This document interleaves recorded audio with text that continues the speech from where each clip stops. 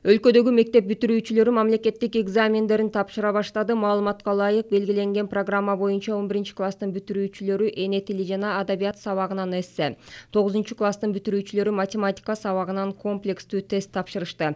Кийинки мамлекеттик экзамен 14-июнда 11-класстар үчүн тарых сабагынан ооз эки түрдө өтсө, 9-класстар эне тили сабагынан дил баяндын элементтери менен баяндама жазышат. Белгилей кетсек, сынактын тапшырмалары алгачкы жолу www.chekit.nk.kg сайты аркылуу электрондук түрдө жеткиликтүү болуп, мектеп администрациясы сынактын алдында тестти атайын белгиленген логин жана сыр сөз менен кирип көчүрүп алды. Буга чейин экзамендик материалдар кагазга көчүрүлүп, ар бир билим берүү мекемесине жеткирилип, ага бюджеттен 4 миллион сомдой каражат куруп келсе, санариптештирүүнүн натыйжасында быйылкы чыгым 700 000 сомду түздү.